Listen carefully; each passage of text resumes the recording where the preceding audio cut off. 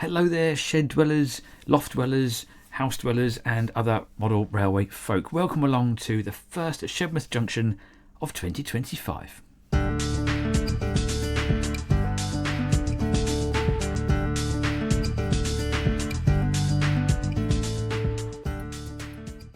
So here we go then, folks. Yes, our first video of 2025.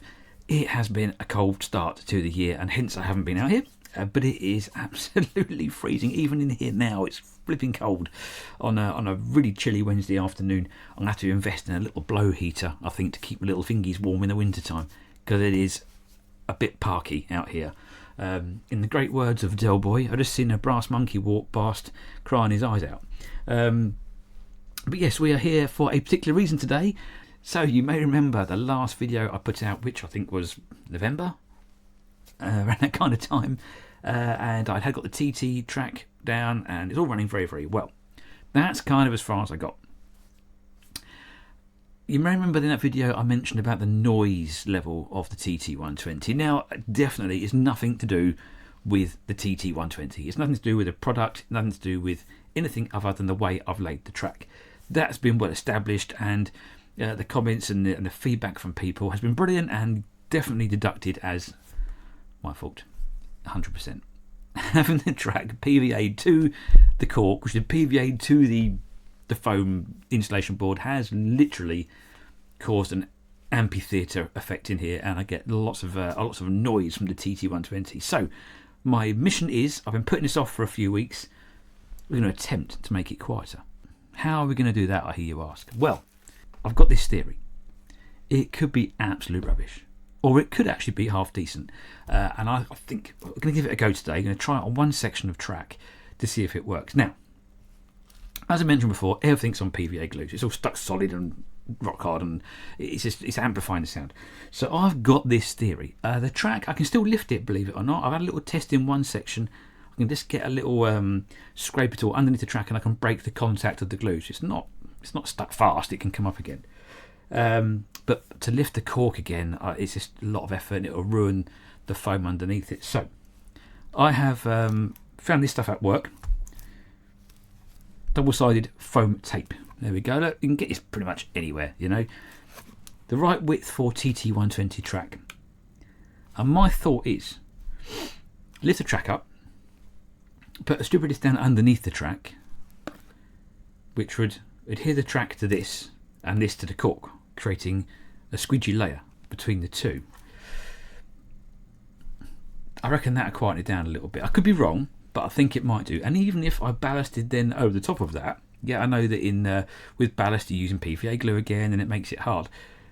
In theory, underneath the track and the sleepers would be this squidgy foam. I don't know if it's going to work. I don't know. I ain't got a clue. It's just a thought. We'll do an experiment together. And in the meantime, while I'm doing this, I can talk about what's been happening over the last few weeks. Here we go then. So first job, you try and lift up this bit of track. It shouldn't be too bad. I've got a little flat blade screwdriver, which should hopefully lift it fairly straightforward. So yes, once again, I'm going to start a video with an apology. I haven't been in touch with hardly anybody over the last few months. As you all know, new job took hold. Need my glasses. And really dictated a heck of a part of my life. Not a bad thing. New job was good. I did enjoy doing the work. But it had a major effect on my home life. You know, not being around my family so much, and having to look after my parents as well, which has been a bit of an ongoing thing, which we do for our parents as they get older, don't you? You know, so it just meant my time at home had been really kind of limited with work commitments and so on and so forth. So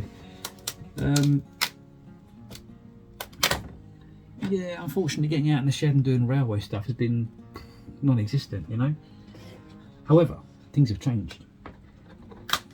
I'm not one for changing my job very often. I've had 2 jobs in the last 20 years.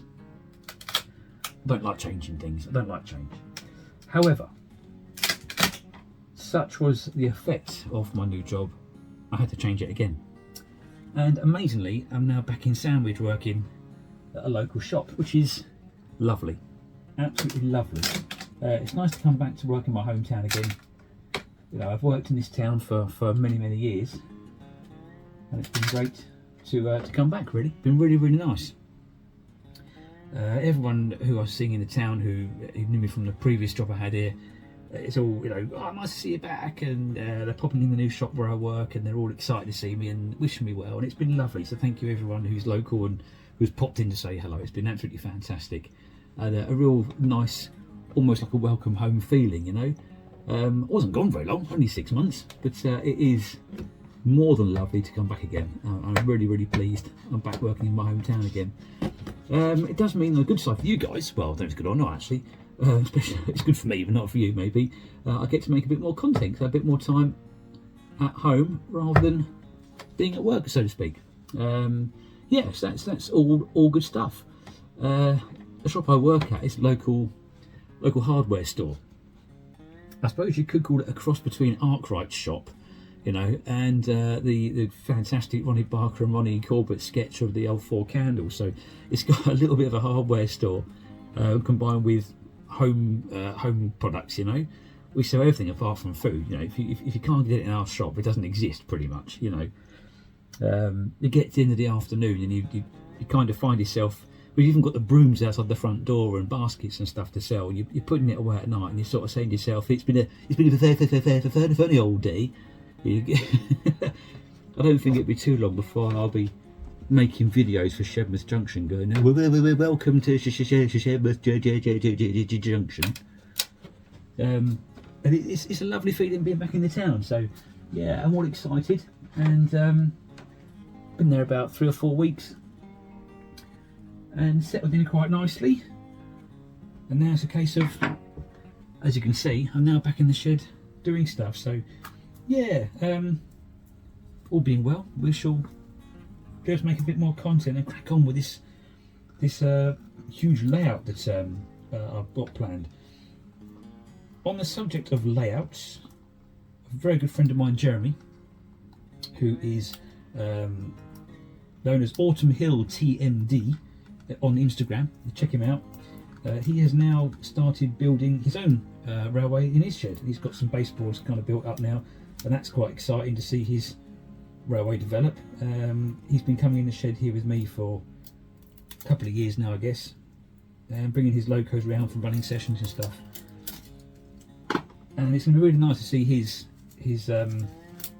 railway grow, and I mean, he's a really good modeller. He's a brilliant modeller, and I can't wait to see what he does and get some hints and tips off him. Okay, so I've laid a little bit of track, just one length of the TT track. It's come apart actually really easy. So I'm going to cut a length of this off, stick it underneath, then run the train round and see if it makes any difference whatsoever. So let's get a pair of scissors and cut this off. Then we'll stick it underneath to tracks, and get a cloth and wipe it off. I might do this in sections rather than trying it one big lump, because it can be a bit hard to manage this amount of tape. It might not make a difference at all, but on the other hand, if we can just quiet it down a little bit, it'll make my peaceful shed peaceful again. Yeah, definitely the key to this is if you find yourself in the pickle that I'm in, having already laid the track, little sections of tape at a time. We're going to be here for like 3 months doing this, but if it works, then I'll be well impressed.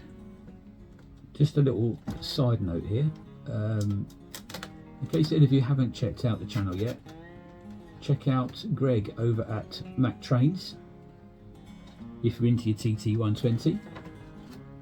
I've no doubt you YouTubers who YouTube a lot, well, I've already seen his work and what he gets up to, but he's an avid TT fan already, producing some really good content, and his channel was growing really nicely over the last kind of 6 months or so. Put some little updates of what Hornby are doing, and really follows TT really passionately, you know. And yeah, I've been loved watching his channel grow. Likewise, I've been watching Shaky Hands Shed Model Railways, young Paul. He has been building his layout recently, got a bit further with it, and really that's kind of, yeah, got me excited about coming out here again. I can't deny I lost my mojo a little bit over the winter. I really lost my mojo, especially as I mentioned before, little Evie, bless her heart, she's no longer really that interested in getting involved. She's kind of grown up a little bit more and moved away from the whole thing a little bit, which is a bit of a shame. And this whole channel was really me and her, you know. And now she's kind of moved away from it, which was going to happen at some point, I guess. I do feel a little bit lost without her. Yeah, it kind of took the whole point of the channel away, really. But I've kind of got over that a bit now. I've got over you, Evie, sorry. A little bit. And yeah, it's time to crack on and move on and do some stuff. So while I'm doing this, I haven't had really huge amounts of chances over the last 6 months to keep up with what everyone's doing. I do apologise for that. Always feel free to comment down below what you've been up to. I'd love to always hear about what you're getting into, the layouts and what you're doing. Alternatively, jump onto our Facebook page. Not a lot's been happening on there recently, so it'd be nice to get a bit of content on there. If you want to put some pictures of what you're up to, what you've been doing, feel free to come and join the fun. So it's been a bit quiet of late. Again, that's my fault because I've not been doing things myself. But you can always feel free to join in. Shedmouth Junction on Facebook. So while I do this, let's just remind ourselves of how noisy it was.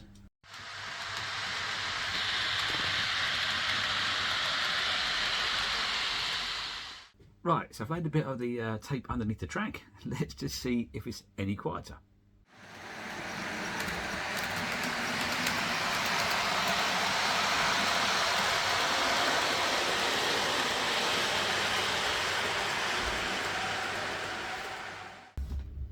Nope.